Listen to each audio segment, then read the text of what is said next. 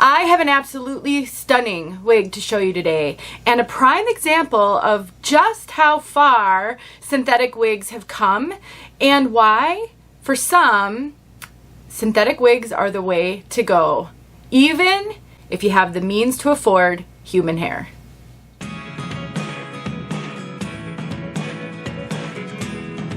My name is Denise. I'm also known as heywigsister on Instagram and Facebook, and I'm partnering with 𝘕𝘂 to bring you this review of Gabor's Alluring locks in the gorgeous color Iced Mocha.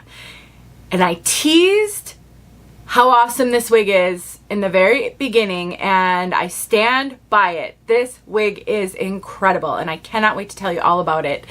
Now, 𝘕𝘂 is both an online retailer and an online wig shop. They have some physical wig locations, or wig shop locations, if you will, in Canada, various locations in Canada, and at least one coming soon to the United States. Maybe more, but definitely a one-stop shop, whether you are an online shopper or you really do like to go in and touch and feel and try on these wigs before you make a purchasing decision. Of course, they're not everywhere yet, but they are great, and they do live sales every week. They have really awesome discounts and sales, and they have a name your own price feature. Like, they've really got a lot going on, and I strongly recommend you add them to your trustworthy retailers list. They carry all the major name brands: synthetic, heat-friendly synthetic, human hair, and they have their own line of wigs as well. So just about a little bit of everything. Let's take a look at this one from all sides. You can find a link in the description box and a coupon code that will save you money.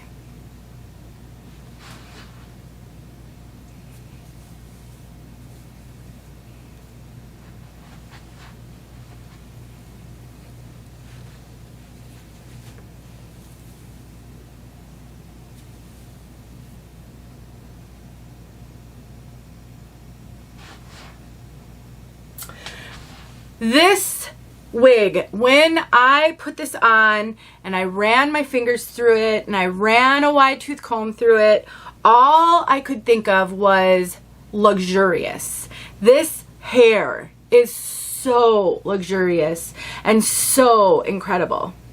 And the wave pattern. So let's start with why some people find synthetic and heat-friendly synthetic wigs to be preferable over human hair. I mean, one obvious reason is the price. They do tend to be more affordable than high-quality human hair wigs by far, but one of the huge benefits of these wigs is that the style is baked in. So you can see that this one has a slight wave to it. It's a really soft wave pattern, like somebody took a big barrel curling iron and put some loose waves in, and then took maybe a comb and combed through to relax the waves, so it's more of a big barrel loose wave than an actual curl.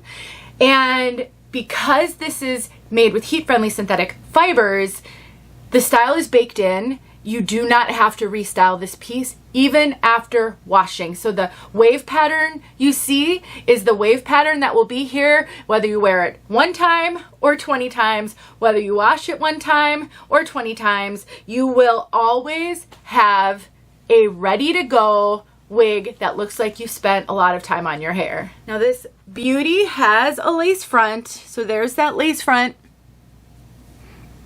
It gives the appearance that the hair is growing out of your scalp. So we have extended lace that goes ear tab to ear tab. All of this is parting space. So this is called a mono top or monofilament, and all of that is parting space. And actually, this has 2 layers. So we have got a double layer up here, and this top layer is actually pretty soft. So it's not a double mono exactly, but it is a double layer, and it's very soft. Ear tabs with bendable stays and extended nape. We've got Velcro adjusters, so you do have some room to cinch in the fit around the circumference by adjusting these Velcro adjusters. And then we also have open wefting throughout for, you know, ventilation and coolness. Because this is made with heat-friendly synthetic fibers, you can take any hot tool out there and modify the style. For me personally, the modification this one would need is to get a little lift in that front so that when I put my head forward, it doesn't just flop right in my face. My favorite tool to do that on a wig like this is a hot comb, because it's really quick and it's really easy. I have a video showing how to do that. I have multiple videos showing how to do that. If this were regular synthetic, you would use a clothing steamer instead of a hot tool. And also, this one is very densely knotted on the top, so you can't really see down to scalp. For some, that's fine. You had thick, luxurious hair and you never really saw a defined part line on yourself. For people like me who always had really fine, thin hair, I could always see my part line, and so I would also probably pluck that part line just because I do like to be able to see down to scalp. And in the video where I show how to get lift, I also show how I pluck a part line, and you can also change the part on this one. So lots of ways to make these wigs your own. This one's really great out of the box.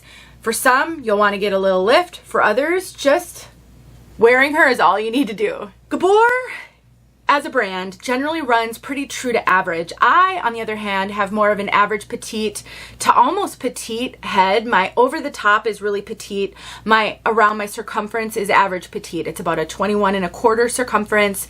All my measurements are in the description box below, so you can compare mine to yours, and hopefully that'll start to give you a sense of maybe how a wig will fit you compared to me, or where the length will fall on you. For me, I am getting a lot actually of extra cap up here. When you can see me do this, it means I'm not filling out the cap. I don't have a big enough head on top to fill that cap out. I'm used to that and it really doesn't bother me. I still find the wig to fit me very, very comfortably, but I would have to wear a wig grip with this one in order to keep it secure on my head. If you have average to even close to average large head measurements, I think this wig is going to fit you. I have to cinch it in all the way. I have a ton of stretch. I have a lot of extra cap on the top. So there is a lot of cap here for someone with quite a bit bigger head measurements than I have. The layers and style of this one are chef's kiss. So good. Look at all of these gorgeous layers. She is a heavily layered piece, but with the way that they've put this wave pattern in, it complements these layers so much.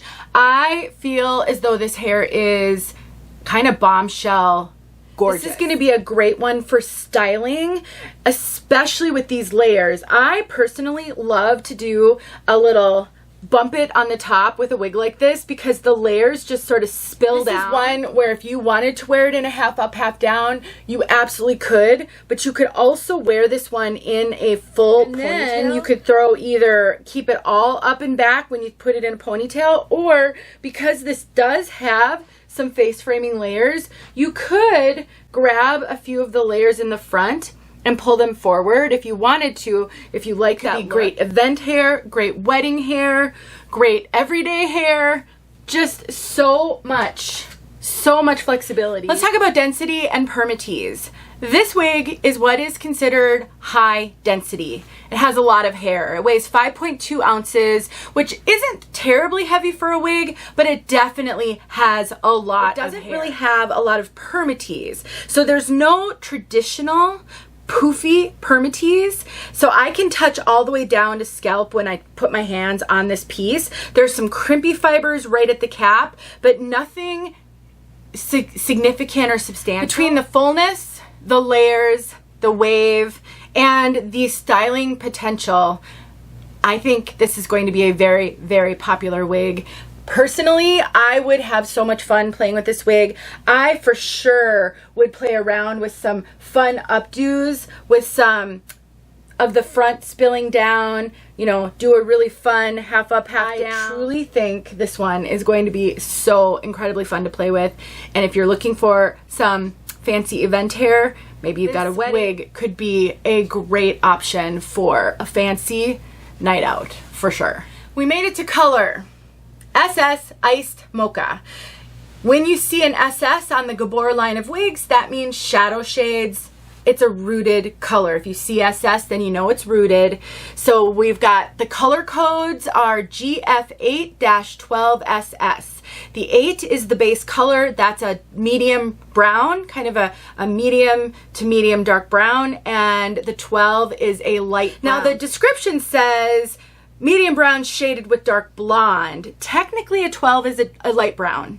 It's really not a blonde. I'm not seeing blonde in here. I am seeing light brown, and it's definitely seems to be almost an ombre effect on this piece. So you can see the ends seem to be lighter, concentrated lighter than on the top up here. The rooting is really matches the base color. I would say that the base is warm, but not red. So I'm not seeing auburn on this one. It really is more of a light brown versus a coppery or an auburn color, which you can sometimes see on highlights. And it's definitely not blonde highlights. In my opinion, I'm really not seeing blonde. It's gorgeous, you guys. Let's get outside so you can see this color outside. This is a stunning, stunning style. So pretty. If you have any experience with it, please let us know. Don't forget about 𝘠𝑬𝑄. See you guys soon. Okay, here we go. Couple things to keep in mind. Direct sunlight. This is later afternoon sun, and so it is going to warm this color up. So this is going to look a little warmer than it will inside. Ideally it would be cloudy and it would be closer to noon, but that just isn't the reality today. So I still think it can help to see it, but the lighting outside, the time of year, the time of day, all of that will impact what you see, and it won't look the same.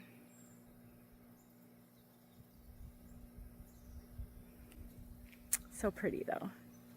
Thanks for watching.